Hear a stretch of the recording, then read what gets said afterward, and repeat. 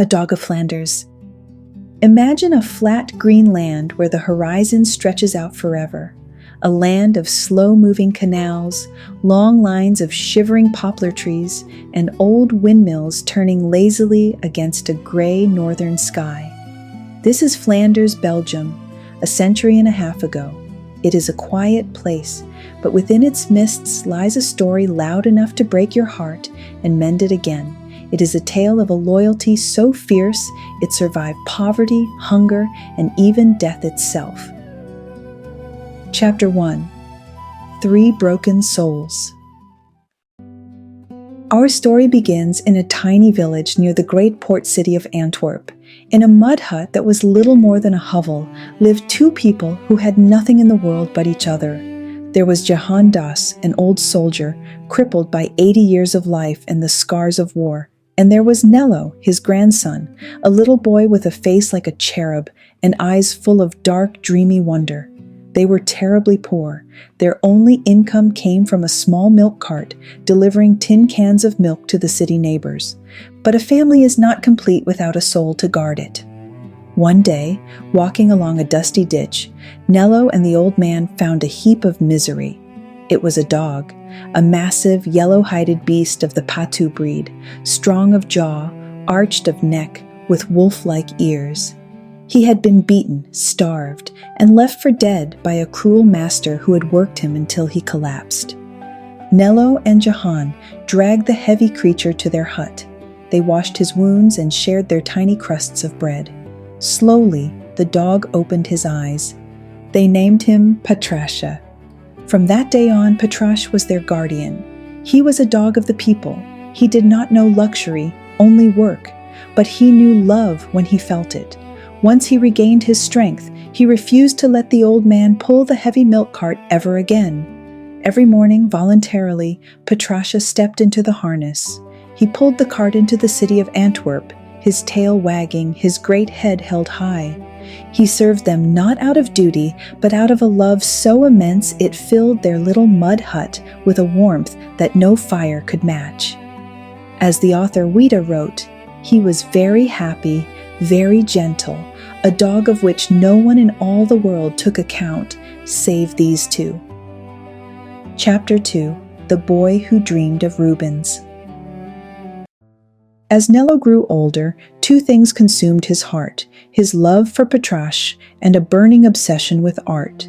Every day in Antwerp, after delivering the milk, Nello would run to the great cathedral.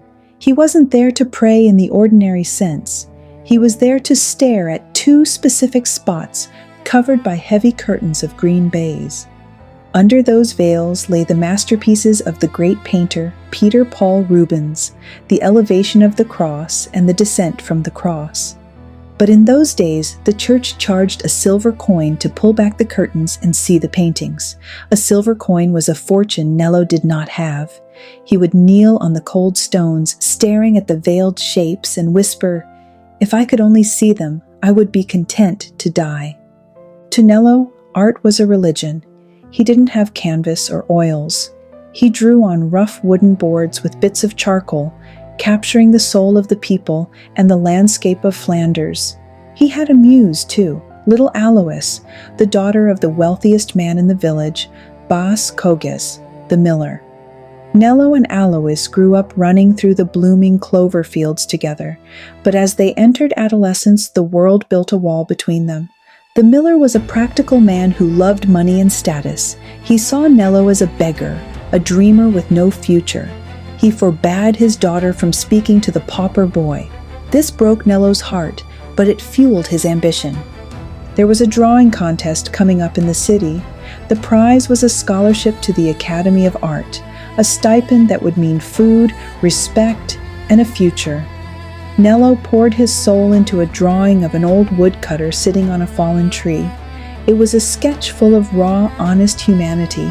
He hugged the great yellow neck of his dog and whispered, "We will win, Patrasche, and then we will be great, and the miller will not look down on us." Chapter 3. The Weight of Winter. But life, unlike art, is not always arranged in beautiful compositions. Winter came early that year, hard and bitter. Snow buried the fields of Flanders, and the canals froze into iron.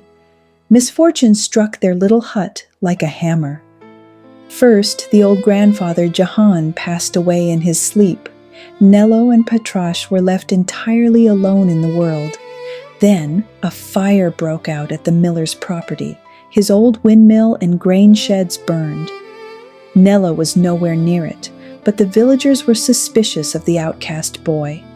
They whispered that he had started it out of revenge for being kept away from Alois. The miller, fueled by anger, ensured that no one bought milk from Nello anymore. In the span of a single week, Nello lost his grandfather, his livelihood, and his reputation. But he held on to one thin thread of hope, the art competition. On the day the winner was announced, Nello stood in the great hall, shaking with cold and anticipation. The judge read the name. It was not Nello. He had lost. The drawing was dismissed. Nello stumbled out into the snow, his world collapsing. To make matters worse, because he couldn't pay the rent, he was evicted from his hut that very day. Night fell, and the boy had no food, no fire, and no home. Chapter 4. The Final Act of Honor. As he wandered through the blinding blizzard, Patrasche limping faithfully beside him, Nello's foot struck something in the snow. It was a leather wallet. Inside there was a fortune, 4,000 francs. It belonged to Boss Koges, the miller. It was enough money to run away, to eat, to buy a new life. But Nello was pure of heart. He walked straight to the miller's house. He knocked on the door, trembling, and handed the wallet to the startled family. He looked at the woman of the house and said simply, "I found this." Then he did the hardest thing he had ever done. He looked at Patrasche. The dog was starving, his ribs showing through his yellow coat. Nello knew he was going into the cold to die, and he could not bear to take his friend with him. He pushed the dog inside the warm kitchen and whispered to Alois, "Take care of Patrasche. I cannot feed him anymore." He slammed the door and ran into the black, freezing night. Inside, the miller was shamed. He looked at the money, then at the starving dog, and realized he had judged the boy wrongly. He vowed to find Nello in the morning and make things right. But Patrasche was not a creature of comfort. He was a creature of loyalty. He refused the food. He threw himself at the door, scratching and howling. Finally, sensing the dog's desperation, they opened the latch. Patrasche bolted into the storm, nose to the ground, tracking the scent of his boy through the lethal wind. Chapter 5. The Gift of Moonlight. Patrasche tracked Nello all the way to the city, to the doors of the great cathedral. The heavy doors were unlatched. Nello had crept inside to find shelter from the gale. He lay on the stones near the altar, his body failing, his heart slowing down. Suddenly he felt a warm, wet tongue on his face. It was Patrasche. The dog had found him.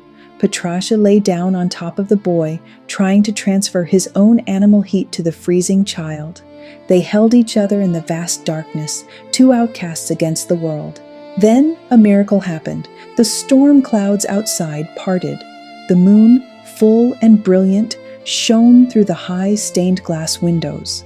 The beam of light cut through the darkness and fell directly onto the wall. The curtains. The curtains had been left open by accident for the Christmas preparations. The moonlight illuminated the paintings, the massive figures, the agony, the glory of Rubens, the elevation of the cross and the descent from the cross. Nello's eyes opened. A cry of pure ecstasy escaped his frozen lips. He struggled to his knees, his hands reaching out to the light. "I have seen them at last," he cried. "Oh God, it is enough." The beauty he had chased all his life was finally before him. The hunger, the cold, the rejection, it all faded away. There was only the art and the warmth of his dog.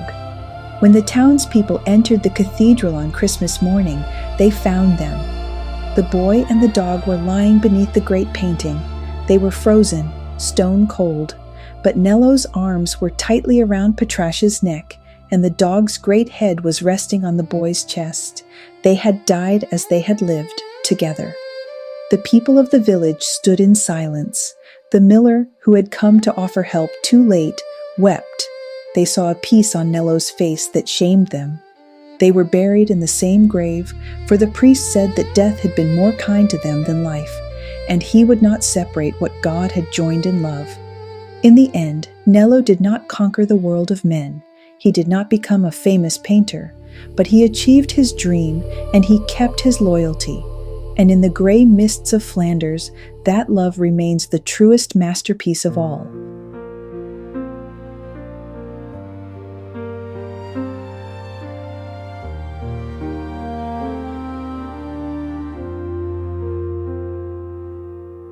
The snow falls deep on Flanders fields. The windmills turn no more. I leave behind the warmth and light and close the heavy door. Oh, Patrasche, my faithful friend, don't follow where I go. The world was cold to dreamers here within the winter snow. But I have seen the glory now, the curtain pulled away. The moonlight on the painted cross turns darkness into day. Sleep now, old friend, the cold is gone. We are not alone. Together in the marble hall, two hearts turned into stone.